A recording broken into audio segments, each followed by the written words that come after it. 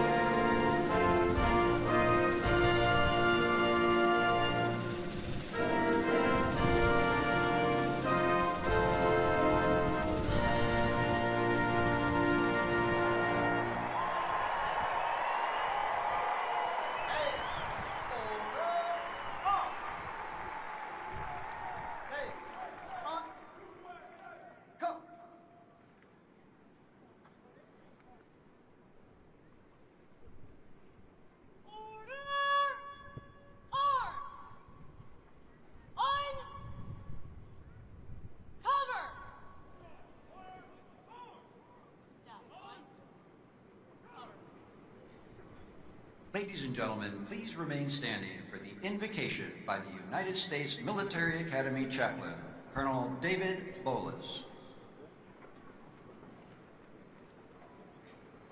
I invite you to pray with me. Praise be to the Lord my rock, who trains my hands for war and my fingers for battle. Almighty God, we are gathered here with hearts full of gratitude and pride as we witness the graduation of the West Point class of 2025.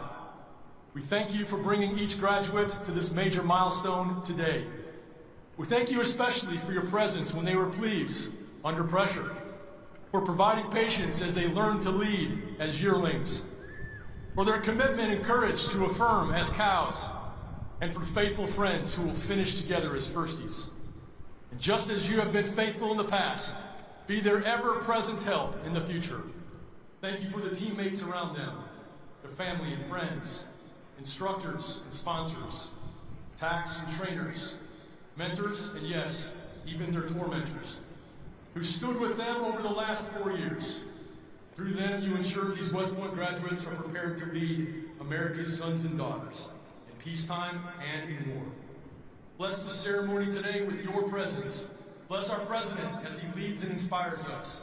And God bless the United States of America. In your holy name, I pray. Amen.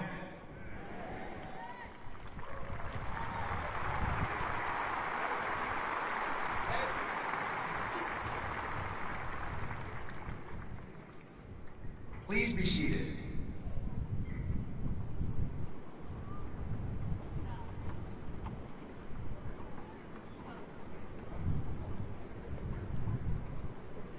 Take seats. Stop. Dismissed.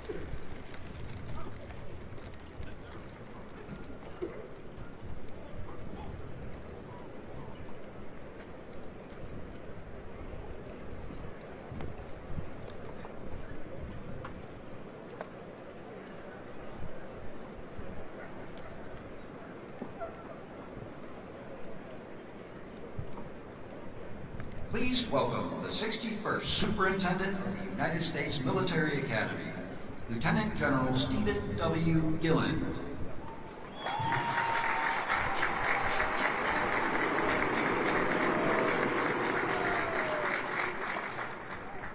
Mr. President, Congressman Womack, Congressman Ryan, Secretary Driscoll, General George, our Chief of Staff of the Army, distinguished guests and alumni, teammates, family and friends, ladies and gentlemen, good morning and welcome to West Point, home of the United States Military Academy.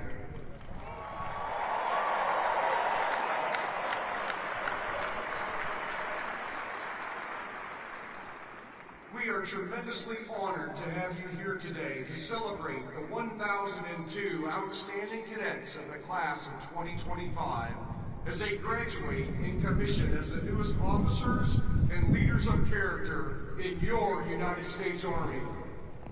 First, a very special welcome to the parents, grandparents, siblings, family, and friends of our graduates who are here today. Let's give them a round of applause.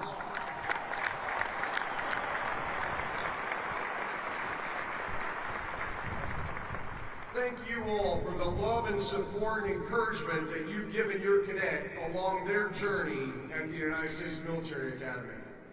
I'd like to acknowledge the members of the 50-year affiliate class for our graduating class, the Courage and Drive class of 1975.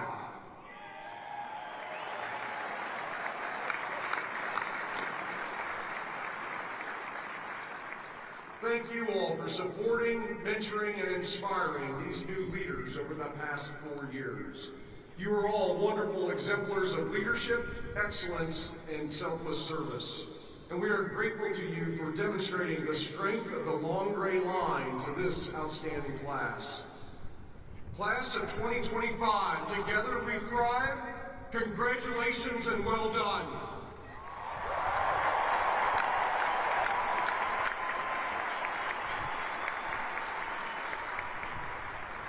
Today, your cadet experience at West Point may come to an end, but today really marks a milestone in your personal journey as you assume the mantle of leadership as officers in our Army. We know you all are looking forward to what's ahead. Travel, school, BOLIC, Ranger School, Sapper School, moving, living on your own. Some of you are getting married in like the next 6 hours. That's right. However, for all of you, I just ask of you, take a moment during the next few weeks while you're enjoying some free time to reflect on your time here. Think about all the opportunities and experiences that you've had and the challenges you've overcome on the road to becoming a leader of character. Think about the hard work, some blood, a lot of sweat, as well as the grit, toughness, determination, and the continual pursuit of excellence. Think about the friends you've made and the relationships developed, the camaraderie with teammates, the TACs, instructors, coaches, and old grads who've encouraged and mentored you, and the family and friends who supported you and cheered you on.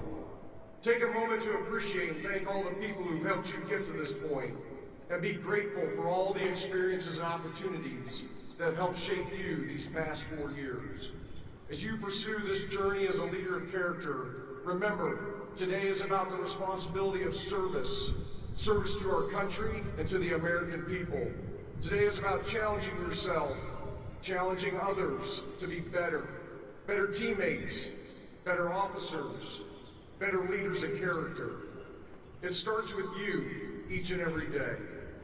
Today is also about the responsibility of leadership as Army officers. Your responsibility to support and defend the Constitution of the United States, to be standard bearers, to lead by example and embody what right looks like. Most importantly, today is about your responsibility, your obligation to the citizens of our nation and to your soldiers, America's sons and daughters, to give them your very best leadership every single day. Also, take a moment to reflect and understand what it means to be a graduate of the United States Military Academy. People expect more from you as a graduate of this institution. You represent this institution and you represent the United States Army every single day. You now join a proud legacy of leaders of character who've committed themselves to selfless service and continual excellence, guided by our Army values and the ideals of duty, honor, country. Those ideals, they unify us and they define us. They define who you are as graduates of the United States Military Academy. And just as they've inspired you, you will now in turn inspire future generations. The class of 2025, you are ready to face the challenges that await you, prepared to live honorably, lead honorably, and demonstrate excellence in everything that you do. Congratulations and Godspeed to all of you. Mr. President, on behalf of the team at the United States Military Academy, it is an honor to present this outstanding class to you this morning as our nation's newest warfighters and leaders of character.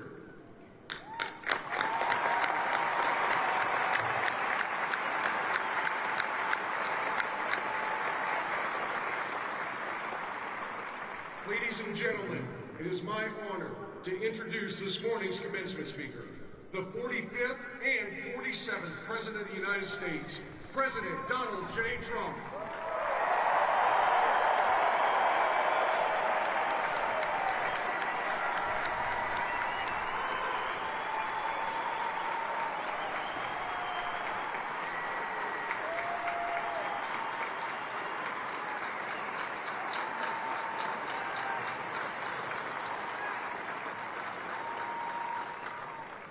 Thank you very much. This is a beautiful place. I've been here many times, going to high school, not so far away, but a good place. Also a military academy, not quite of this distinction, but it was a lot of fun for me.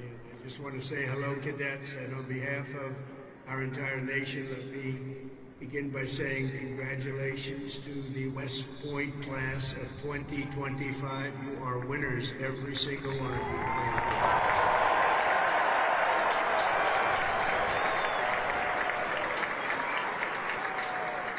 And now we want you to relax, and I'm supposed to say at ease, but you're already at ease. You're at ease because you made a great choice in what you're doing. Your choices in life have been really amazing. So this is a celebration, and let's have a little fun. I want to thank your highly respected Superintendent, General Stephen Glenn, and he is really something. I got to know him backstage with his beautiful family, and his reputation, his wife is just incredible. His reputation is unbelievable, and thank you very much. Your daughter is a winner also, just like everybody out there. A real winner. Thank you. I also want to thank your Commandant General R.J. Garcia, Secretary of the Army Dan Driscoll, Army Chief of Staff General Randy George, Senator Ashley Moody, Representatives Steve Womack, Bill Heisinger, Pat Ryan, Mark Green, Keith Self, Acting U.S. Attorney Alina Haba, and very much just all of the friends. We have a lot of friends in the audience today, and I just want to thank them all for being here. We have a tremendous amount of my friends. They wanted to come up and they wanted to watch the ceremony and they wanted to watch you much more so than me. So I just want to thank so many people are here. Over the past 4 years, an extraordinary group of professors, teachers, coaches, leaders, and warriors have transformed this class of cadets into an exceptional group of scholars and soldiers. And so let's give the entire group, the entire West Point faculty, the staff, for their incredible love of you and outstanding devotion to the Corps. Let's give them a little hand.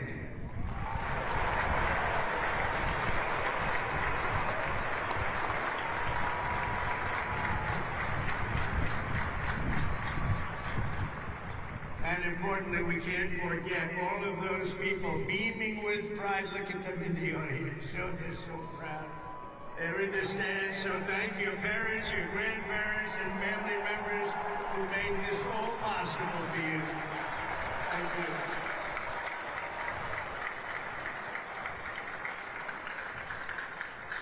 And I think they must have done something right based on what I'm looking at. America loves our military moms and dads. Nearly 1/3 of the cadets graduating today are themselves the children of veterans. So to everyone with us this morning who served America in uniform, no matter your age, please stand so we can salute your service. We'd like to see who you are.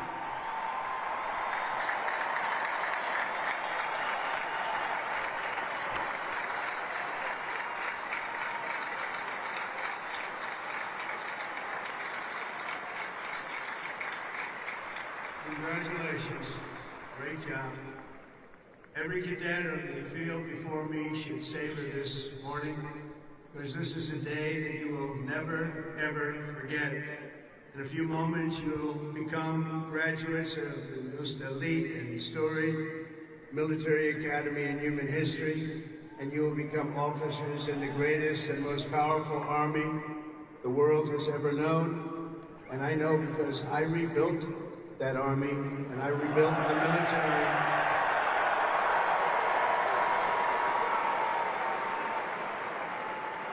And we rebuilt it like nobody has ever rebuilt it before in my first term.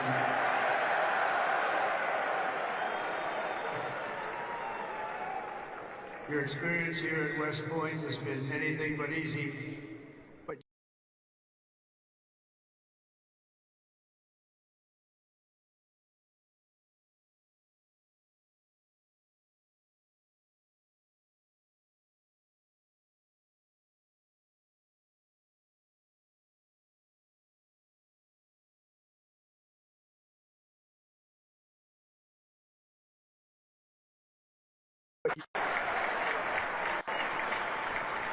Looking out at all of you today, I can proudly say, mission accomplished. Great job.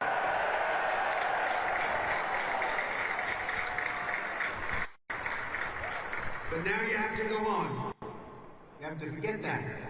Because now you have another. It's a sad thing, isn't it? You know, you can't rest on your laurels no matter what. Just have to keep going. You take a little day off, and you go on to the rest. You have to have victory after victory after victory, and that's what you're going to have as you receive your commissions as second lieutenants. Each of you continues down the same hallowed path walked by titans and legends of U.S. military law, giants like Ulysses S. Grant, John Blackjack Pershing, Dwight David Eisenhower, the one and only Douglas MacArthur, old blood and guts George Patton,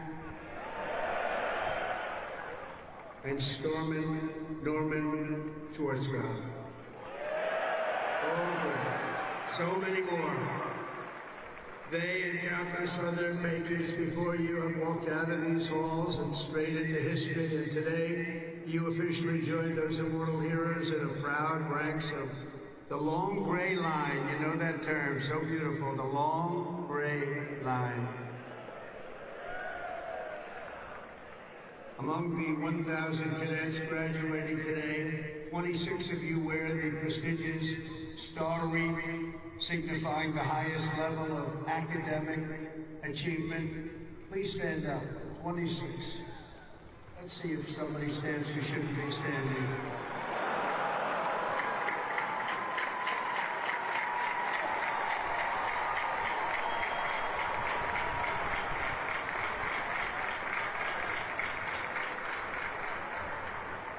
Congratulations, it's a big honor. This class includes an incredible 4 Rhodes Scholars. Stand up, please. 4.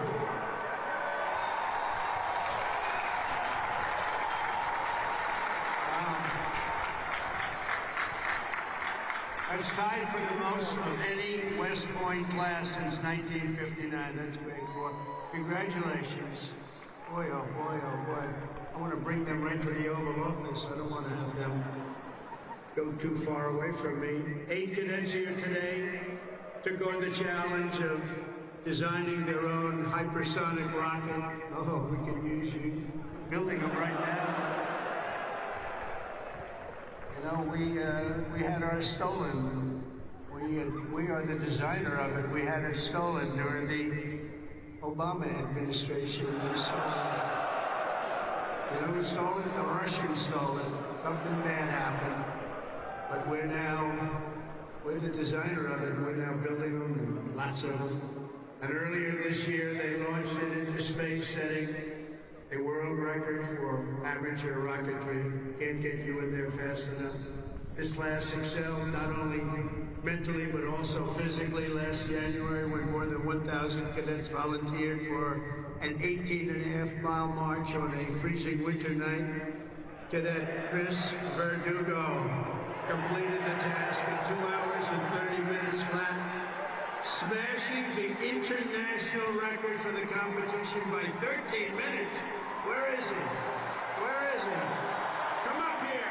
Come up here, Chris. Get up here. Come here. That's by 13 minutes. Come here, Chris.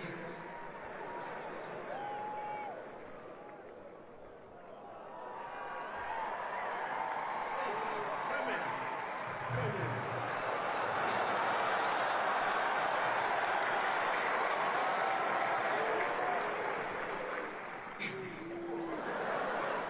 It's been a long 5 years, but I couldn't have done it with any of these guys. Love you guys.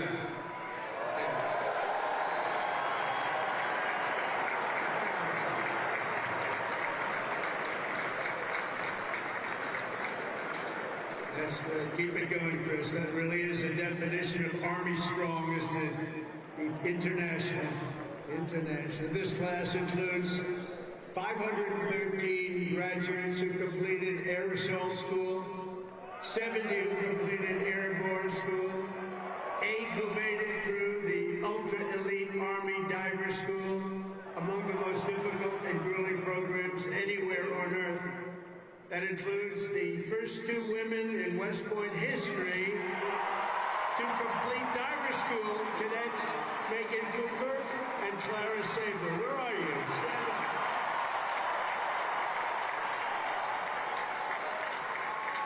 Where are they? Wow, great job. That is not easy. Congratulations, Megan, Clara. That's a job well done. Thank you very much. Some of you achieved a different kind of distinction here at the Academy, including 7 century men who completed 100 hours of marching for disciplinary, infractions. No, don't tell me I'm doing this. Oh, I'm so sorry. Would you like to stand up? I don't know.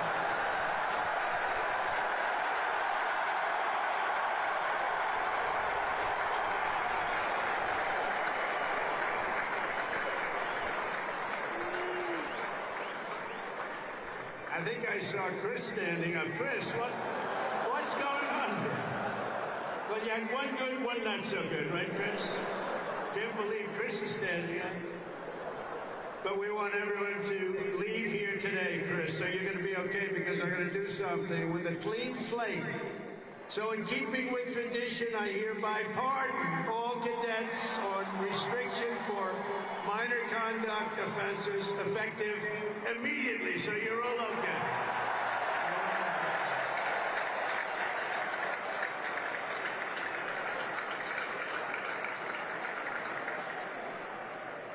The class of 2025 is a lot to be proud of, including your first-rate athletes and athletics. You are something.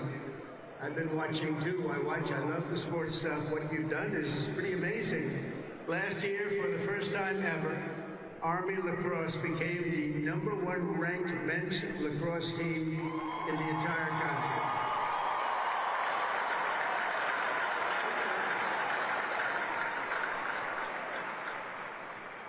Those of you on the team, stand. That's a big honor. Stand.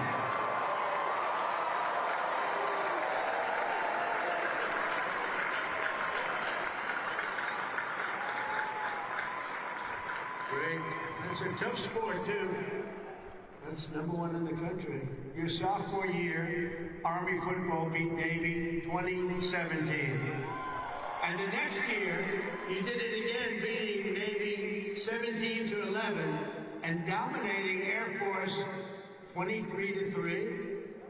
But this year, the Black Knights fought your way into the top 20 nationally and racked up your longest winning streak since 1949 with the help of graduating quarterback cadet Bryson Daly, or as you call him, Captain America.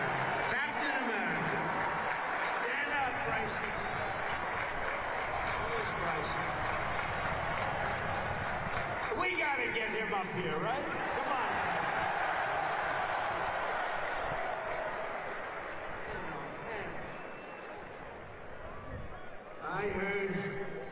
I heard he's well, I came to a game. I said, yeah, he could get into the NFL, can't he? But he chose this life, and you know what? I think he made a good choice.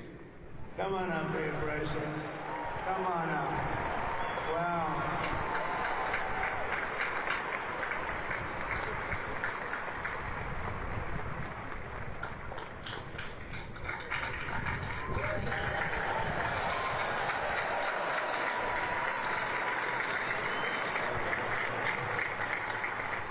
Go Army football. Shout out the Hogs, H4.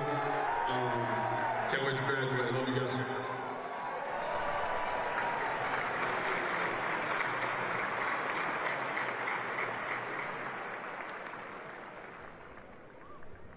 I just tapped his shoulder. It's like I hit a piece of steel. I was in good shape. There's a reason, there's always a reason for success. Thank you, Bryson. At a time when other top college quarterbacks were thinking about going pro, Bryson's mind was on something else. As he told an interviewer earlier this year, I'm focused on my career as an infantry officer. That's what he wants to do. So Bryson, you did the right thing. But service at its finest. Thanks, Bryson. That's amazing. He's an amazing guy with an amazing team. Each of you on the field today is among the most talented members of your generation. You could have done anything you wanted. You could have gone anywhere. You could have gone to any school. This is one of the hardest schools to get into. And writing your own ticket to top jobs on Wall Street or Silicon Valley wouldn't be bad, but I think what you're doing is better. Instead of sports teams and spreadsheets and software, you chose a life of service, very important service, instead of stock options. And I do that stuff. It's sort of boring. Honestly, compared to what you're doing, it's real boring.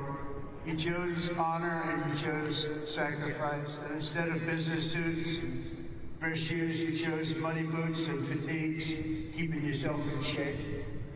Because West Point cadets don't just have the brightest minds, you also have the bravest hearts and the noblest souls. You're amazing people.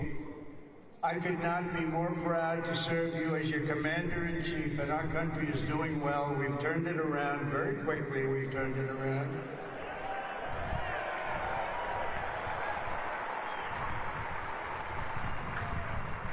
I just got back from the Middle East, and I was at, as you know, Saudi Arabia, Qatar, UAE, and I will tell you, they said, all three leaders, great leaders of those three nations, they all said the same thing. The United States of America is hotter now than we've ever seen it, and a year ago, it was as cold as it gets, and it's true. It's true. We have the hottest country in the world, and the whole world is talking about it. It's an honor for all of us. I cannot wait to see the glory that is still ahead, however, for the West Point class of 2025, and we're going to help you a lot because we're going to give you a nation as good or better than it ever was. That's what I promise you.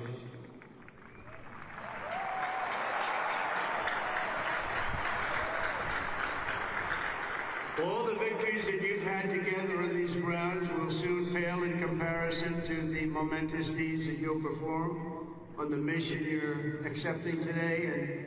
And as a future leader of America's Army, and we have that Army geared up, we have ordered, we just went $1 trillion military budget, General. You know that? $1 trillion.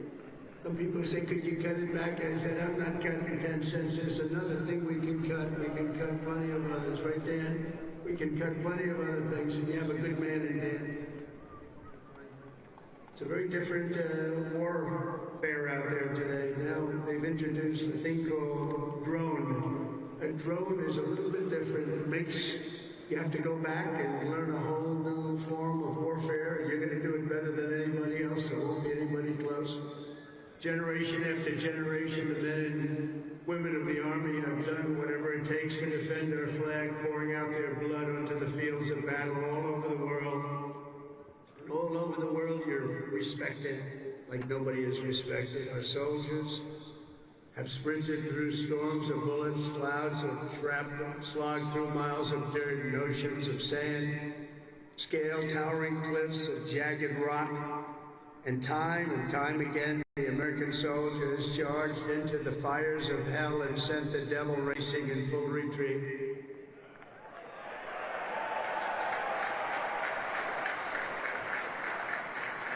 No task has ever been too tough for America's Army, and now that 250-year legacy of glory and triumph belongs to you, the 1,000 newest officers of the greatest fighting force in the history of the world. That's what you are, and that's what you're being thought of.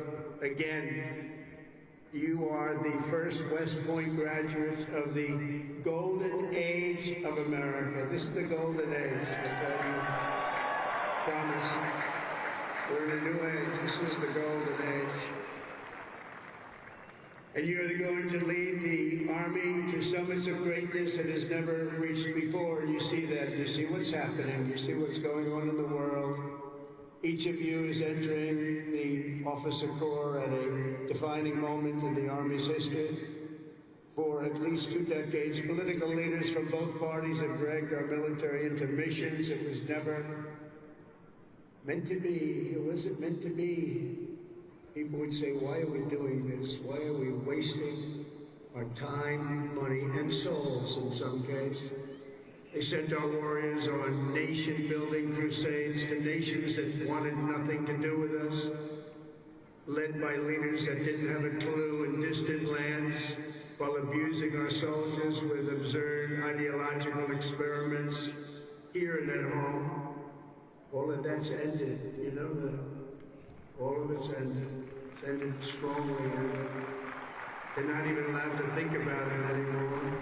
They subjected the armed forces to all manner of social projects and political causes, while leaving our borders undefended and depleting our arsenals to fight other countries' wars. We fought for other countries' borders, but we didn't fight for our own border, but now we do.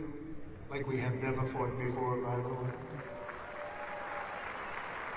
But under the Trump administration, those days are over. We're getting rid of the distractions, and we're focusing our military on its core mission, crushing America's adversaries, killing America's enemies, and defending our great American flag like it has never been defended before.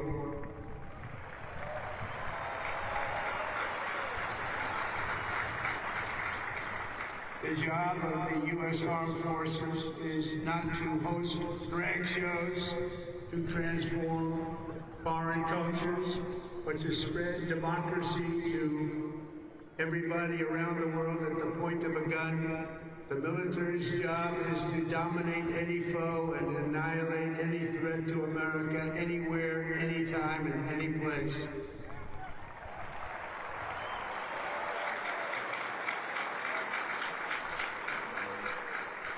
A big part of that job is to be respected again, and you are, as of right now, respected more than any army anywhere in the world, and that's happening, and I can tell you, you are respected like nobody can believe. As president, I am laser focused on our core national interests. My preference will always be to make peace and to seek partnership, even with countries where our differences may be profound. As you know, we're working on a lot of things right now. When I left office 4 years ago, we had no wars, we had no problems. We had nothing but success. We had the most incredible economy, the single greatest economy for a president in history. I think we're going to beat it this time by a lot, if you want to know the truth. But we had something going on very special. But if the United States or its allies are ever threatened or attacked, the Army will obliterate our opponents with overwhelming strength and devastating force. That's why my administration has begun a colossal buildup of the United States Armed Forces, a buildup like we've never had before. Peace through strength, you know the term. I've used it a lot.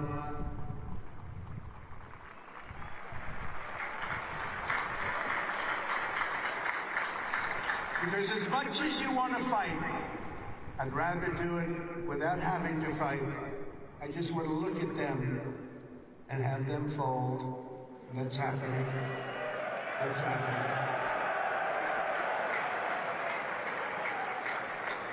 I've approved a $1 trillion investment, and that will be, again, the largest ever in the history of our country.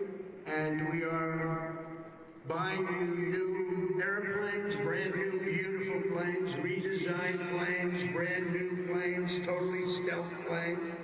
I hope they're stealth. I don't know, that whole stealth thing, I'm sort of wondering. You mean if we shape a wing this way, they don't see it, but the other way they see it? I'm not so sure. That's what they tell me. We have the best tanks anywhere in the world. We're going to start shipbuilding again. We're going to start ship. We used to build a ship a day. Now we don't build them anymore. We had a lot of people that didn't know much about getting things built, but that's all I've done in my life is build.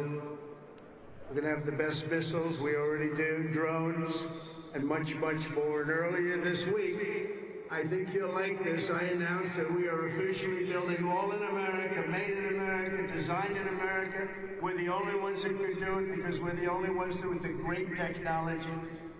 We're building the Golden Dome missile defense shield to protect our homeland and to protect West Point from attack. And it will be completed before I leave office.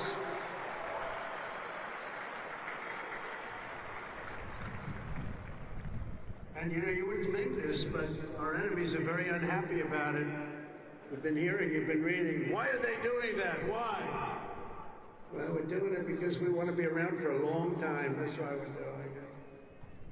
We're also restoring the fundamental principle that a central purpose of our military is to protect our own borders from invasion. Our country was invaded for the last 4 years, and they've allowed people to come into our country that shouldn't be here. Criminals walk in, no vetting, no checking, no nothing. Where are they coming from?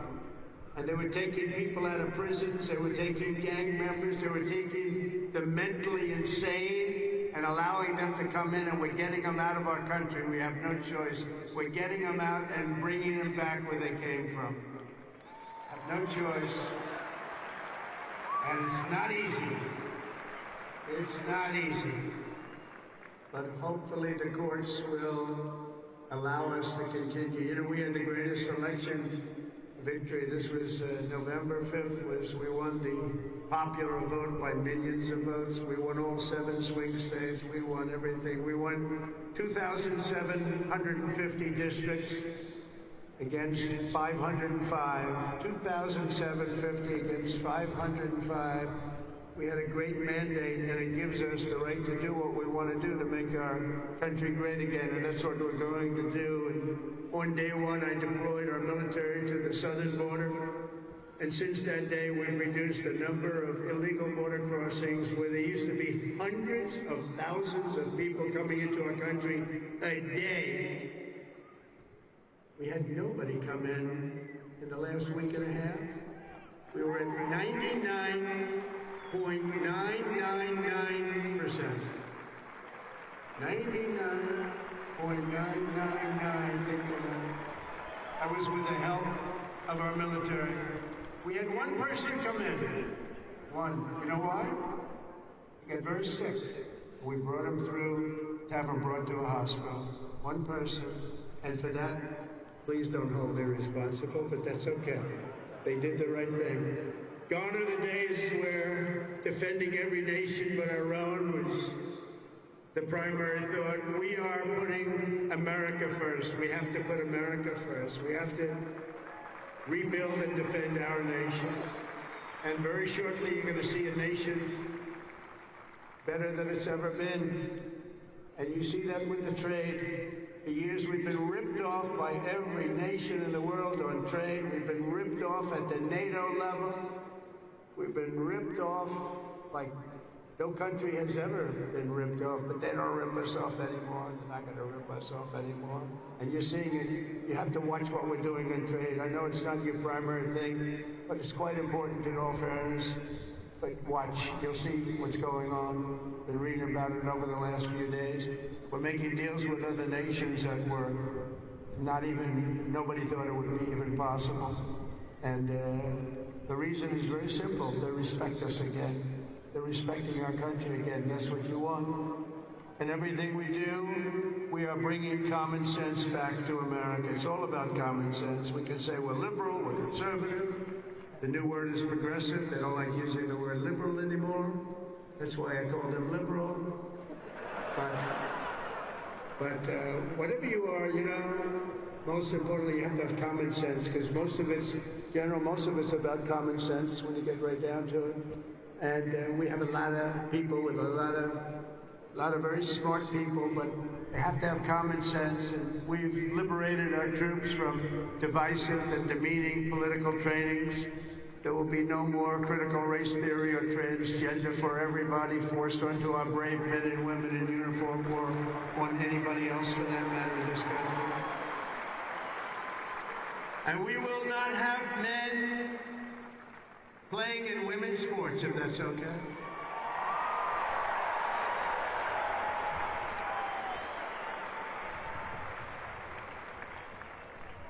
I mean, I wouldn't want to have to tackle, as an example, Bryson as a man. But I don't think a lot of women want to tackle him. I don't think so. How crazy is it? Men playing in women's sports, how crazy is it? So ridiculous, so demeaning to women. And it's over. That's over. We've ended it. And promotions and appointments will not be based on politics or identity. They'll be based on merit. We won that case in the Supreme Court of the United States. We're allowed to go back to a system of merit. We're a merit-based country again today.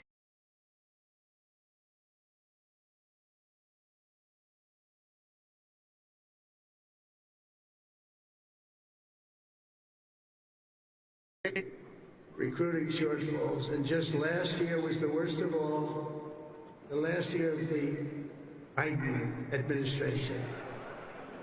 We couldn't get anybody to join our military, we couldn't get anybody to join our police or firefighters, we couldn't get anybody to join anything. And right now, just less than a year later, we just set a brand new peacetime recruiting record, the most people joined, and we are brimming. In fact, be careful. There's somebody going to try and take your job. Be careful. You better be good. We are brimming with confidence and we're brimming with people. We had the best recruiting month that we've had in memory. Nobody remembers anything like it. And that's all because they have spirit now. They have spirit. They have a spirit for our country. And now everybody wants to be doing what you're doing. Think of that. So it's really a great honor, I will say. And I'm pleased to report that by next week, the Army is expected to surpass its recruiting targets for the entire year, something that hasn't happened in 28 years where we've had that. So that's pretty good.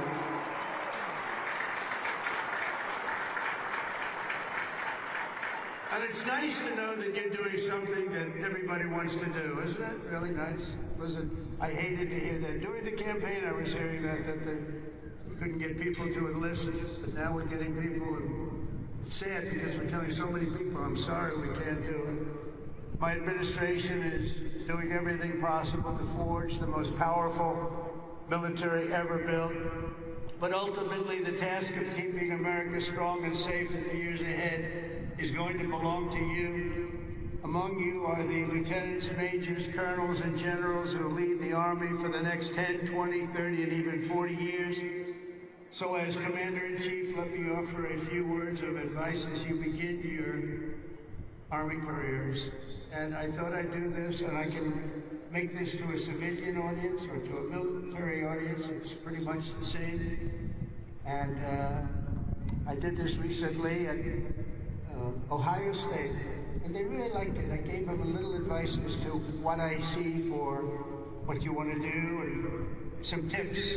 And first of all, and you've already done it, different from civilians, they're making their decision right now. You've already made your decision. I love your decision. You have to do what you love. You have to do what you love. If you don't love it, you'll never be successful at it.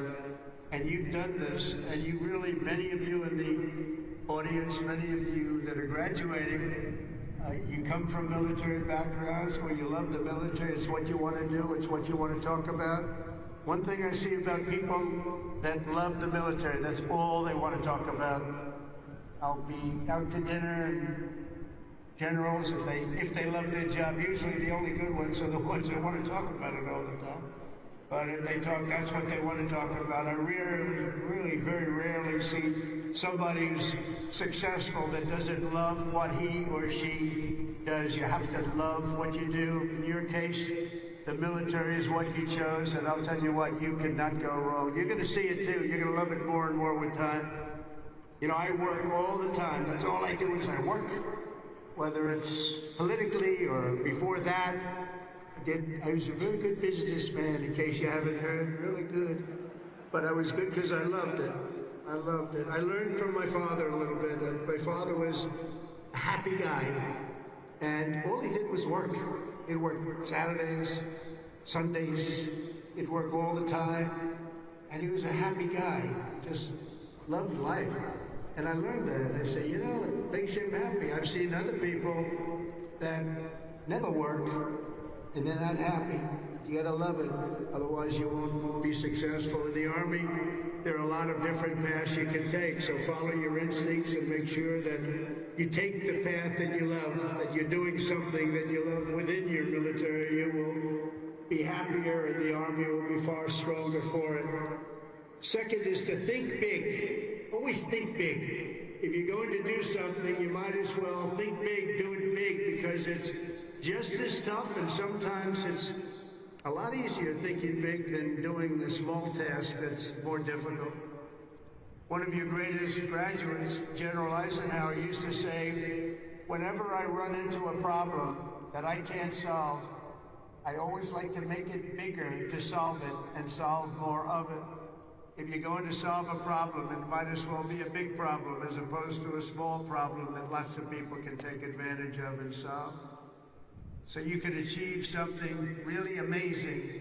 Think big. Third, though, you got to do this. Brain power you have to have. Potential you have to have. But to be really successful, you're always going to have to work hard. An example is a great athlete, Gary Player, great golfer. He wasn't as big as the other men that were playing against him, great, big, strong guys. Gary was a smaller guy. I don't want to say too small. He's a friend of mine. He gets a little angry at people because he hits the ball just as far. He said, I hit the ball further than them. Why am I small?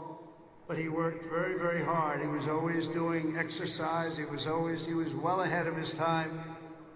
He never stopped. He won 168 golf tournaments. He won 18 majors, 9 regular and 9 on the senior tour. 18 with 168. That's the most tournaments internationally, the most tournaments anybody's ever won. But he made a statement years ago, and I heard it. He's the first one. I think I've heard it a couple of times since, but he was the first. He said, it's funny, the harder I work, the luckier I get. And think of that, the harder I work, the luckier I get. And he worked hard, and you're working hard, and the harder you work, the luckier you're gonna get. Fourth is, don't lose your momentum. Momentum's an amazing thing. Keep it going. I tell a story sometimes about a man who was a great, great real estate man. It was a man who was admired for real estate all over the world, actually, but all over the country. He built Levittowns. He started as a man who built one house. Then he built 2, then he built 5, then he built 20, then he built 1,000, then he built 2,000 and 3,000 a year. And he got very big, very big. He was great at what he did. You see him all over the country still, Levittowns. It's a long time ago, but he was the first of the really, really big home builders. And he became very rich, became a very rich man. And then he decided to sell. He was offered a lot of money by a big conglomerate, Gulf and Western, big conglomerate. They didn't do real estate. They didn't know anything about it, but they saw the money he was making. They wanted to take it to a public company. And they gave him a lot of money, tremendous amount of money, more money than he ever thought he'd get. And he sold this company, and he had nothing to do. He ended up getting a divorce, found a new wife. Could you say a trophy wife? I guess we can say a trophy wife. It didn't work out too well, but it doesn't, and that doesn't work out too well, I must tell you. A lot of trophy wives, doesn't work out. But it made him happy for a little while at least. But he found a new wife. He sold his little boat and he got a big yacht. He had one of the biggest yachts anywhere in the world. He moved for a time to Monte Carlo and he led the good life. And time went by and he got bored. And 15 years later, the company that he sold to called him and they said, the housing business is not for us. You have to understand, when Bill Levitt was hot, when he had momentum, he'd go to the job sites every night. He'd pick up every loose nail. He'd pick up every scrap of wood. If there was a bolt or a screw laying on the ground, he'd pick it up and he'd use it the next day in putting together a house. But now he was spoiled and he was rich. He was really rich. And they called and they said, this isn't for us, this business. We do other things. Would you like to buy it back? We'll sell it back to you cheap. And they did. He bought it. He bought it. He thought he made a great deal, and he was all excited. But it was 15 years later. He lost a lot of momentum. Remember the word momentum. And he lost everything. It just didn't work. He lost everything. And I was sitting at a party on Fifth Avenue one night, a long time ago. And you had the biggest people in New York, the biggest people in the country, all in that party, and they were all saluting each other, how great they were. They were all telling each other, I'm greater than you. Gets me really, gives you a headache sometimes. But they had all these people that telling their own stories about how fantastic. A cocktail party, and I looked over, and I was doing well. I was invited to the party, so I had to be doing well. I was very, very young. But I made a name in real estate, and I looked over, and at the party, sitting in a corner all by himself, nobody was talking to him, was Mr. Levitt. He had just gone bankrupt, lost everything. He had lost everything, his home, everything. And I went over and talked to him because he was in the real estate business, and I loved real estate. And I said, hello, Mr. Levitt, how are you? He said, hello, Donald, it's nice to meet you. He knew me from being in the business. I said, so how's it going? He goes, not well. It's really not going well, as you've probably read. It's been a very, very tough period for me, son. I said, so what happened? It's just anything you can do? He goes, no, there's not a thing I can do. He said, I'll never forget. He said, I've lost my momentum. I just didn't have it. I used to have it, but I lost my momentum. So it's a story I tell, and you have to know when you have the momentum, but sometimes you have to also know when you've lost the momentum. And leaving a field sometimes, leaving what you're doing sometimes is okay. But you gotta have momentum, but you have to know if that momentum's gone. You have to know when to say, it's time to get out. And it's a very sad story. I remember that story so well, like it was yesterday. Fifth, you have to have the courage to take risks and to do things differently. Eisenhower again was threatened with court-martials as a young officer for advocating a new doctrine of tank warfare. Billy Mitchell was thrown out of the Army for pioneering the use of air power. They said, what do you mean air power? Don't be ridiculous. People willing to try and do things differently. It's never going to be easy for them, but they're the ones that are going to really do the important things. They're the ones who are going to make history. So don't be ashamed and don't be afraid. This is a time of incredible change, and we do not need an officer corps of careerists and yes men and people that want to keep it going the way it's been, because it changes rapidly, especially what you're doing. Because believe it or not, you're in a business and profession where things change as rapidly like warfare, the type of warfare. Unfortunately, we're getting to see it with Russia and Ukraine. And we're studying it, and it's a very terrible thing to study.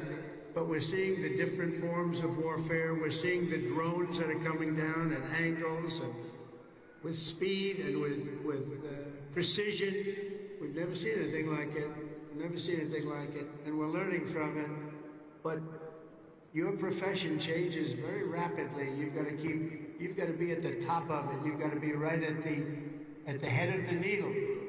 We need patriots with guts and vision and backbone who take personal risks to ensure that America wins every single time. We want to win our battles. You know, I defeated ISIS in 3 weeks. They told me it would take 5 years. And the general that did it, you know that story, was named Raisin Cane.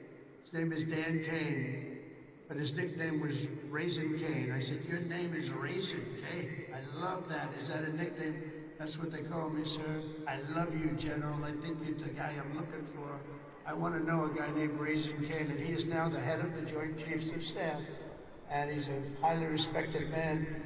And we defeated, think of it, ISIS. They said, how long in Washington? Sir, it will take 4 years to defeat them, maybe 5. And maybe we won't, because they're all over the place. And then I met a man that said we can do it in 3 weeks, and he did it in 3 weeks. And that's why he's the head of the Joint Chiefs of Staff right now. And we did things that nobody thought were possible. We've had great military success. When you have the right leader and you have the right people, and we have the right people, you can have tremendous success. Sixth, never lose your faith in America and the American people, because they're always going to be there for you. I went through a very tough time with some very radicalized, sick people. And I say I was investigated more than the great, late Alphonse Capone. Alphonse Capone was a monster. He was a very hardened criminal. I went through more investigations than Alphonse Capone, and now I'm talking to you as president. Can you believe this? Can you believe it? So you gotta fight hard, you gotta never give up, and don't let bad people take you down. You gotta take them down. A lot of bad people out there, and those people, you have to figure it out. But you also have a lot of great people. Finally, hold on to your culture and your traditions, because that's what makes something really great, and that's what's made the Army great. The culture and the tradition. Whether we're talking about a battalion, a business, a sports team, or even a nation, history has shown that in many ways culture is destiny. So do not let anyone destroy the culture of winning. You have to win. Winning is a beautiful thing. Losing, not for us, not for us, not for anybody here. If it was, you wouldn't be here. From the earliest days of our nation, this supreme tradition of American military service has been passed down from soldier to soldier and generation to generation, and it's a beautiful thing to watch. Graduating today is Cadet Ricky McMahon, Ricky's great-grandfather. Stand up wherever you are, Ricky, because you're going to like this. Ricky's great-grandfather served in World War I. His grandfather served in World War II. And his uncle, father, and mother all graduated from West Point. Where's Ricky?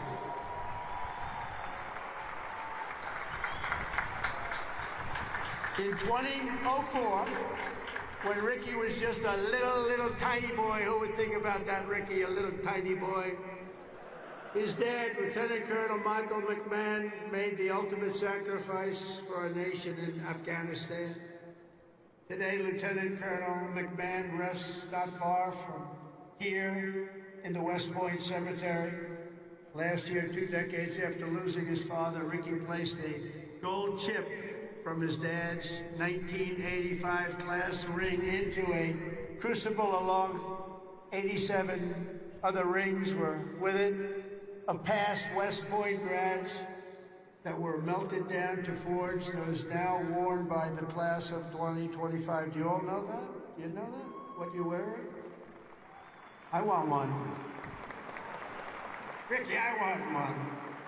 Each of you will carry Michael's memory with you always as you continue the legacy he gave you. It gave you something that would be so proud. He would be so proud. He is proud. As he looks down.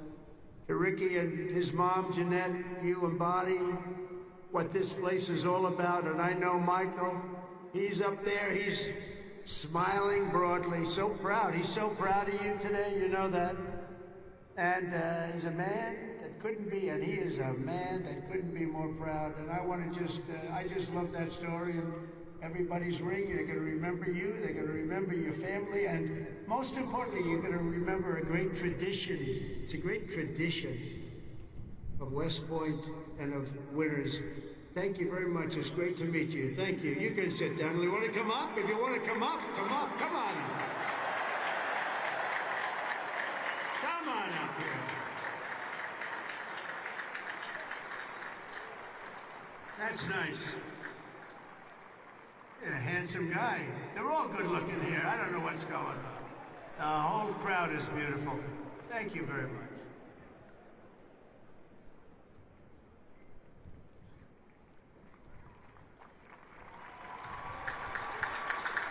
I'd like to thank my mother, I'd like to thank my family, and I'd like to thank G3, Go Gophers.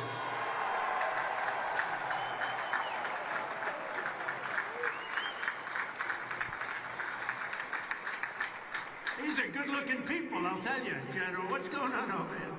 Look like all a bunch of male models. I can't stand it.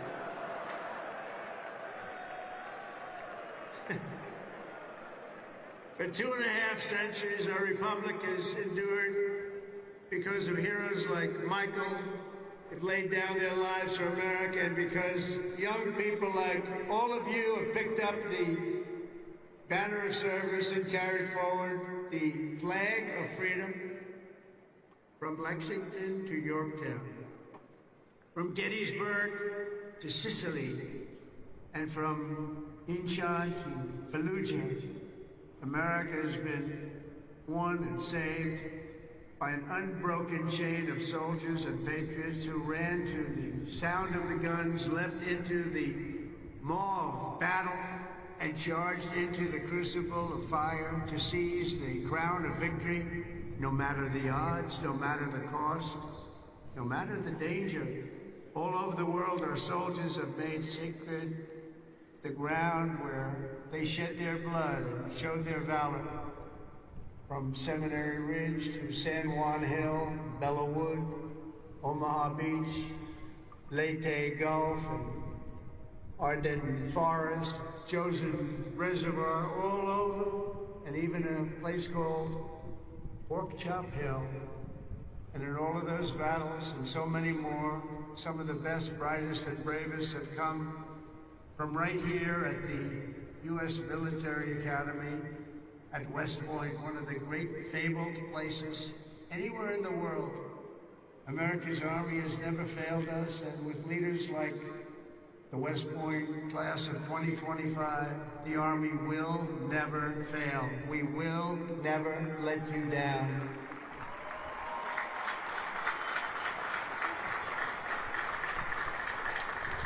And over the last week, I had the honor of speaking to the heads of many countries, and they would say, 2 weeks ago, they say the 8th, they said, "Sir, we're celebrating the victory today of World War II." And I said, "Wow, that's nice." And I'd call another one, unrelated, "Sir, we're celebrating the victory of World War II." Then I called up President of France on something also unrelated. He said, "Sir, we're celebrating our victory over World War II." I said, "Well, whoa, what have we here?" We helped them a lot. And I had this. Russia talked to Putin about ending that terrible war that's going on. And he said they're having a big victory march. And they did lose, in all fairness, 51 million people. But they were all celebrating. The only country that wasn't celebrating was the United States of America. And I said, "Isn't it amazing? We were the ones that won the war. And we were helped. We were helped. In some cases, we had to help them.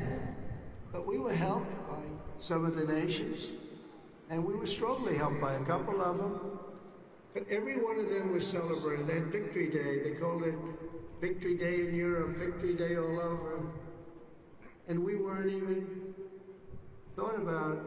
Nobody had a Victory Day, and so I named that special day and another special day from now on as a holiday, but a holiday where we work, because we don't have enough days. We're going to be having so many holidays, we're not going to be able to work anymore. But I named it for World War II, and a separate day in November, as you know, for World War I. I said, you know, all of these countries that participated in the war are celebrating, but the greatest country of them all, and the country that won the war, nobody even talked about. And so we're going to be talking about it too from now on. And I think you'll appreciate it. We won the First World War, we won the Second World War, and you know where we won them from? Right here at West Point. West Point won the war. You won 2 world wars and plenty of other things, but you wouldn't think of it. We don't want to have a 3rd World War, but we won the First World War, we won the Second World War right here from West Point. And that's something, and we're going to be talking about it. You know, they can talk about it, and in some cases, as you know, they didn't do too much to help. They were ground down, but they were celebrating victory. No, we're going to celebrate victory because we're the ones that won that war. Standing before you today, I know that you will never stop, you will never quit, you will never yield, you will never tire. You will never, ever, ever surrender, never give up. Remember that, never give up. It's another little factor I could have added. Never, ever give up. Raise your right hand. I pledge I will never, ever give up. You can never give up. You can never give up. If you do, you're not going to be successful because you'll go through things that will be bad. You're going to have great moments. You're going to have bad moments. You can never give up. Through every challenge and every battle, you'll stand strong, you'll work hard, you'll stay tough, and you will fight, fight, fight, and win, win, win.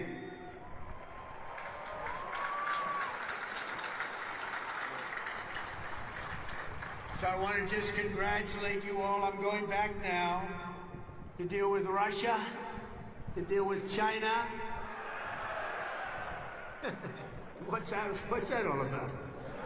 That's and to get you lots of victories. So we're going to keep winning. This country is going to keep winning, and with you, the job is easy. I want to thank you all. Congratulations to the class of 2025.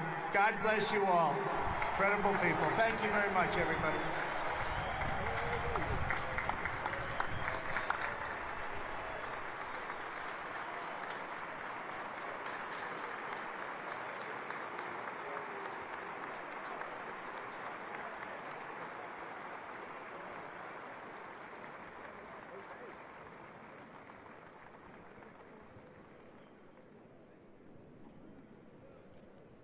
Ladies and gentlemen, at this time, please remain standing for the presentation of the class gift. The class president, Cadet Catherine LaRue, will present a panoramic photo of the class of 2025 to the president. On behalf of the class of 2025, I would like to present you with this class photo as a token of appreciation for your inspiring words today.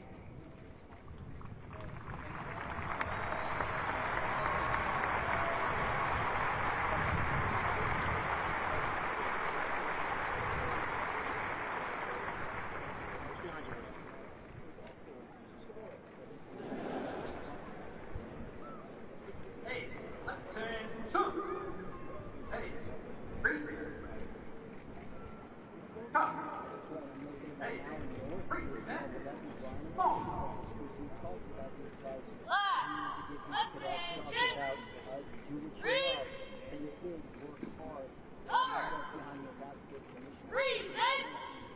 Arms! Ladies and gentlemen, please rise for the departure of the president.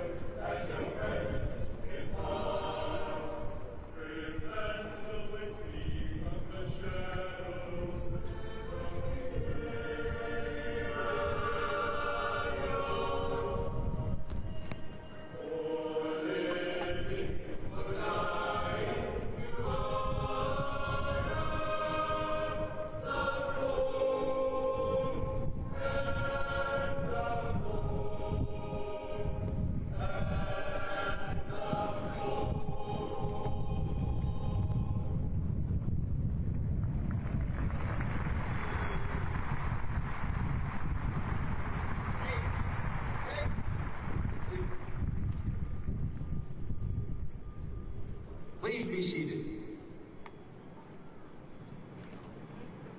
Class, take seats.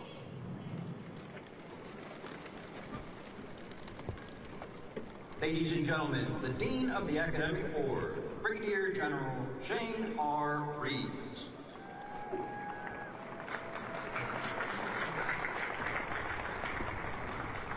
Class of 2025, your education has prepared you to be a leader of character, sworn to uphold the values embodied in our Constitution. So, on behalf of the Academic Board, I present these graduates and recommend each as worthy of the Bachelor of Science degree. The Secretary of the Army will present diplomas to those cadets awarded summa cum laude designation, Class Valedictorian, Cadet First Captain, Class President, and the Army Athletic Association trophy winners. Will the members of the Class of 2025 now come forward to receive their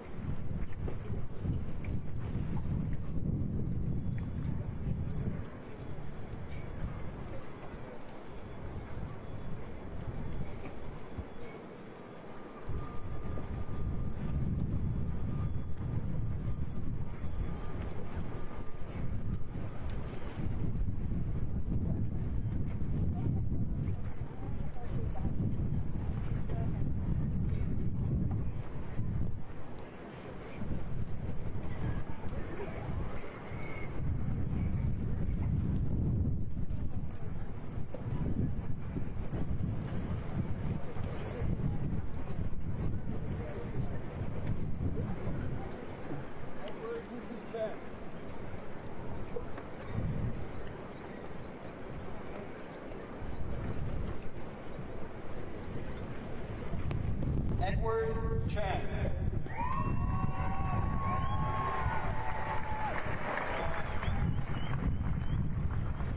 Catherine G. LaRue, Class President.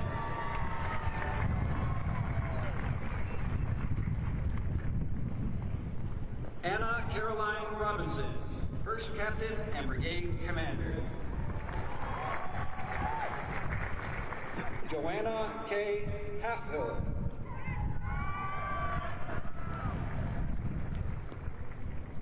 Emily J. Fink.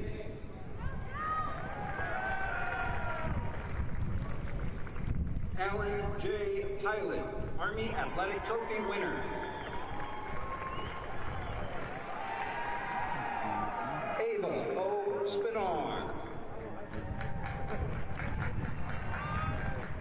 Shepard Y. Zena. Pearson J. Ederly. Mitchell J. Walker.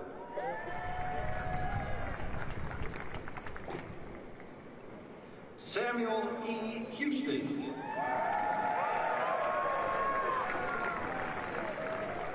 Luke A. Arrow.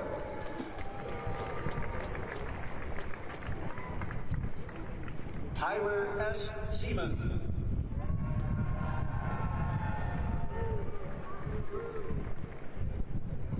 Andrew J. Sanchez.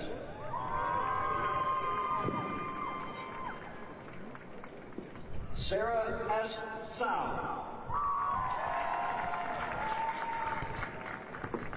Benjamin V. Wynn.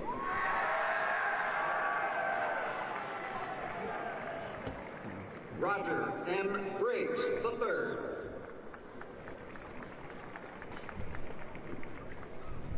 Pavel A. Shalenko.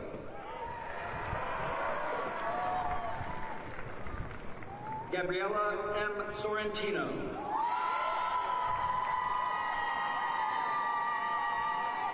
Nicholas J. Clendenin.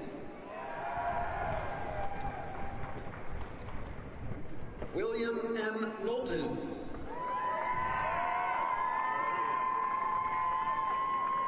Jessica W. Ho.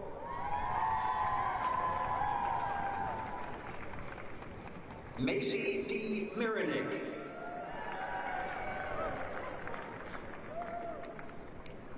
Jacqueline R. Reagan.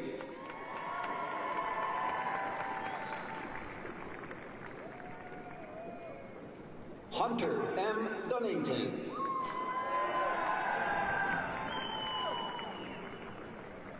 Lauren R. Goof.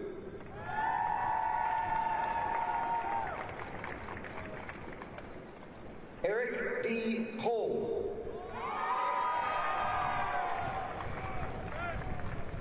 Joseph E. Busselmeyer.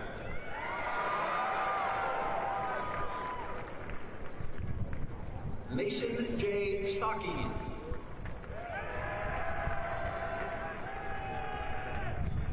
Eric D. Cole.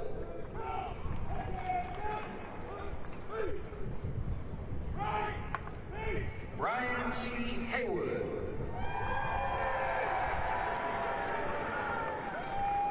Isaiah J. McNeely.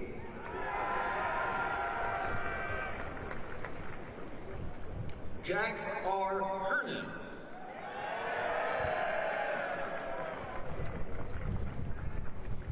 Nolan R. Wysong. Spencer M. Bush.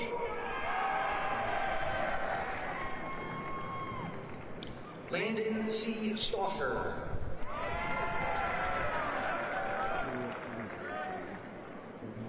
Carlton D. Spivey. Brian J. Whitfield.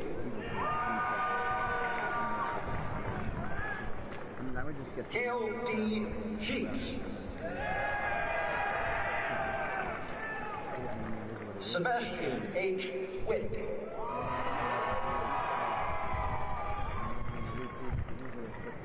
Evan C. Asuncion.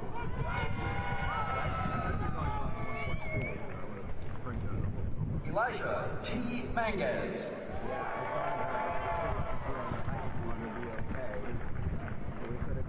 Kellyanne R. Sharman.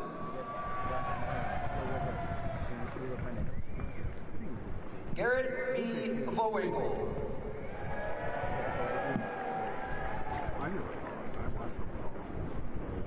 Liam C. Kephart.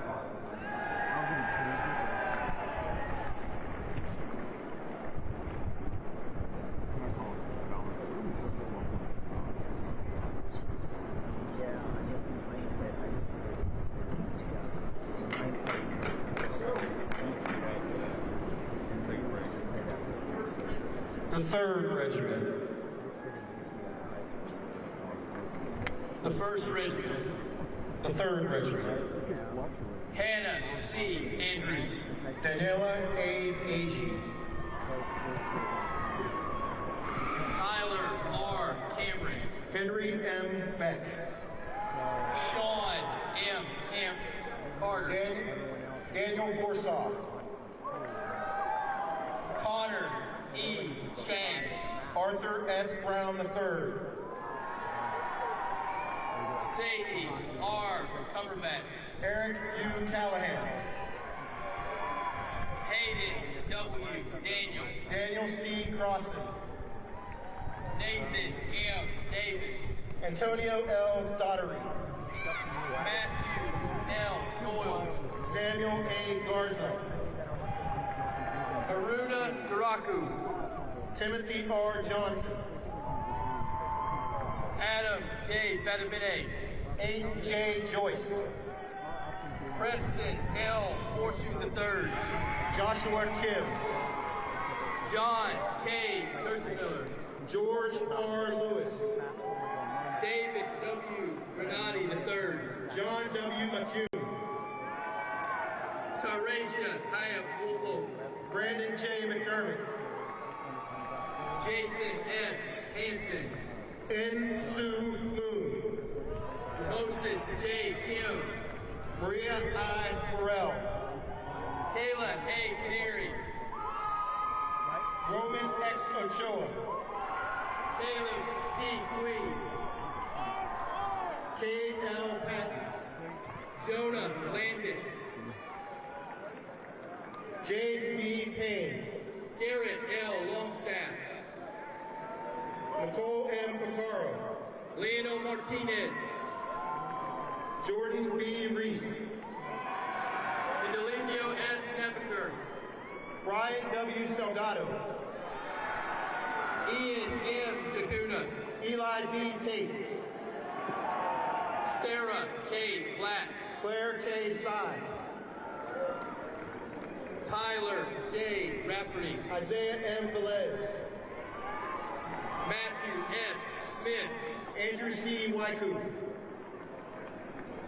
Christopher A. Verdugo. Hannah L. Wright.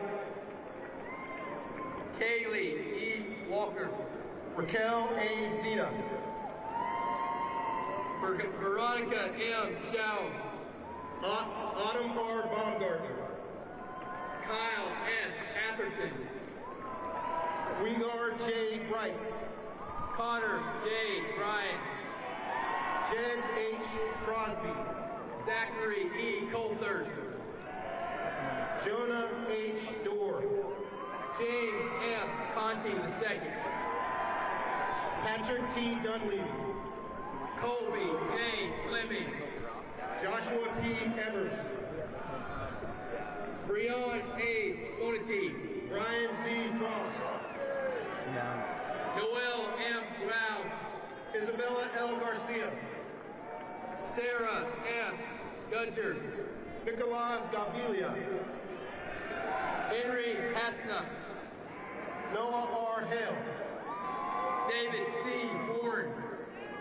Paige A. Harrimans. Jonathan F. Horvath. Joseph J. Hong. Claire M. Sue. Daniel Izquierdo. James D. Justice. Ryan A. King II. Julia A. Kelly. Catherine M. Kirby. Jordan A. Law. Margaret A. Cronin. Isaac M. Lewis. John J. Lee. Elliot Lim. Clayton P. Lewis. William R. Luker. Cole Long. Jacob R. Meyer. Peter B. McNabb. Kylie R. Miller. Ashton R. O'Connell. Gabrielle L. Mirak. Roman J. Penny. Isaac S. Newman. Andrea G. Riddle. Christopher L. Beavis. Eric E. Rollins Jr. Zachary A. Pitts. Blake L. Shire. Keaton S. Rosado. Lucas R. Turner. Kyle L. Schwartz. Jackson W. Wagner. Nathaniel L. Villani. Matthew M. Walton. Wesley R. Baca. Edward T. Brady. Blake C. Barker. Alexander D. Champa. Sierra Zoe Bennett Mankey. Eve A. Crossan. Harrison B. Brownlee. Christopher C. Derivo Jr. Abigail R. Bug. Mika D. Dones. Allison R. Burgess. Alexander T. Edwards. Sean M. Cuff. David C. Hoyt. Will H. Evans. Benjamin T. Hunt. Mateo A. Finn. Oscar T. Neese. Giovanna A. Fiore. Nandani Mighty. Matthew R. Griffin. Hunter C. Mamal. Owen K. Harlow. Ryan A. McDonough. Jacob K. Orkami. Lenora S. McCall.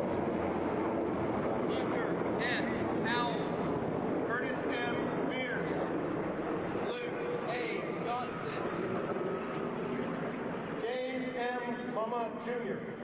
Arapong Kongsal.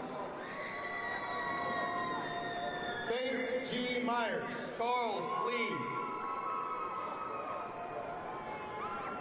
Claire E. Sabo. Mitch Kinder Marcellin. Luke T. Sapio.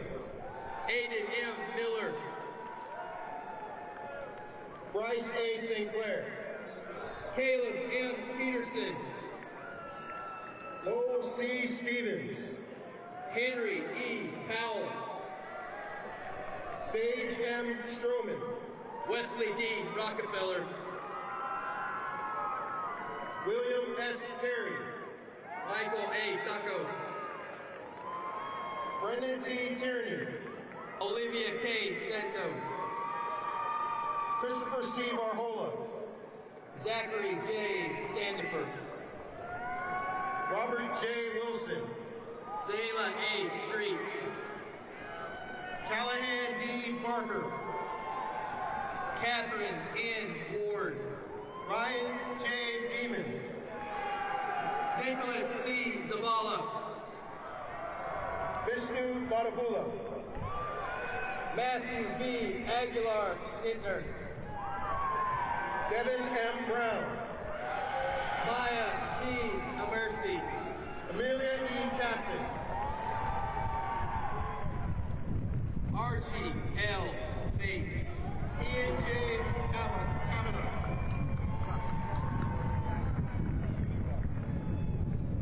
Jack R. Daly. Isaac E. Pond. Eleanor W. Davis. Henry A. Borgering. Javon A. Gafar Cragwell. Brent A. Brown II. Benjamin P. Haven. Sohaila Gwen R. Campos. Amara S. Higgins. Nathan L. Carroll. Tyler Johnson. Michael C. Trnowskis. Gabrielle D. Kunze. Stephen A. Chin. Carrie A. Molotov. Cooper F. Druskull. Eric A. Marshall. Paul W. Duncan. Nathaniel M. Martin. Kemp C. Fairbanks IV. Thomas M. McGowan. Andrew J. Fritini. Robert J. Nash Jr. Matei A. Golish Tanu. William T. Newman. Kaylee A. Hahn. James M. Peterson. Samuel T. Keys.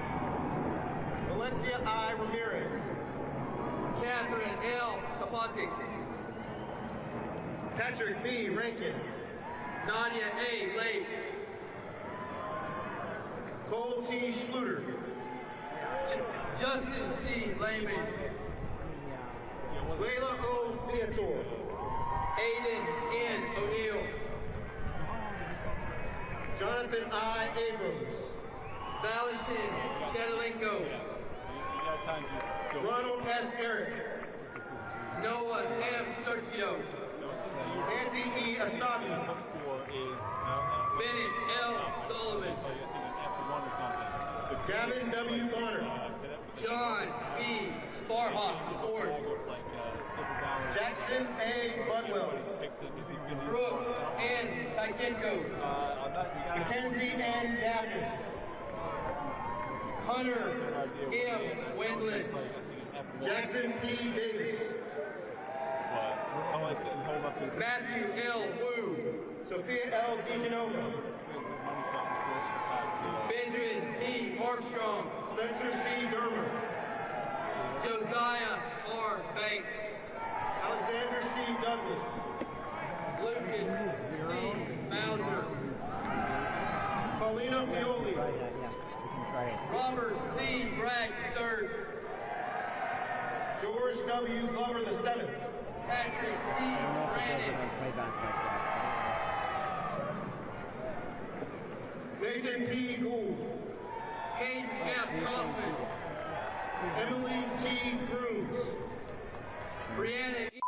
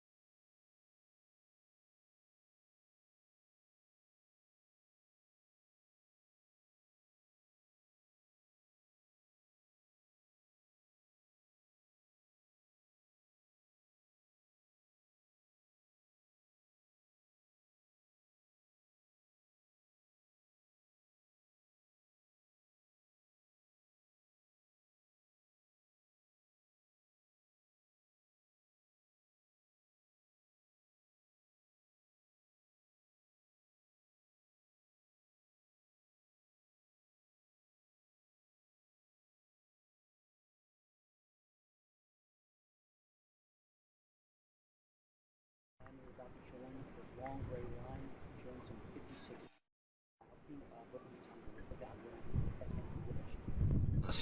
Smell the General Steel.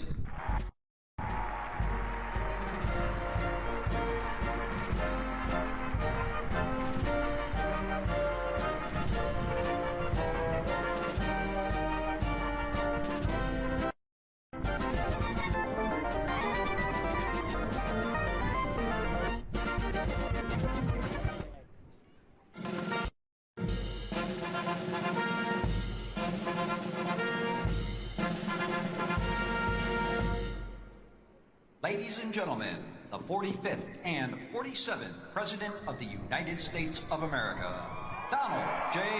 Trump.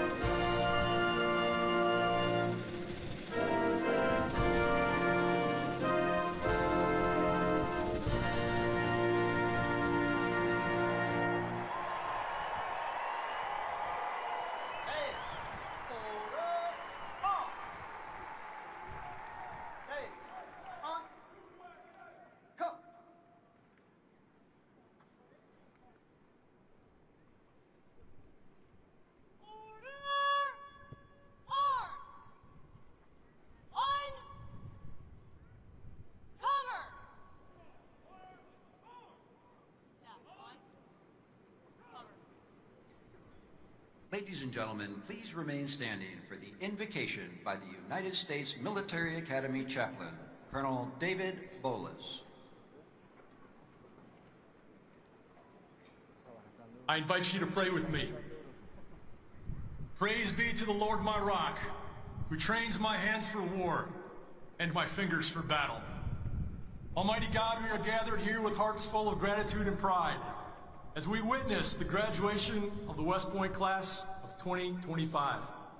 We thank you for bringing each graduate to this major milestone today.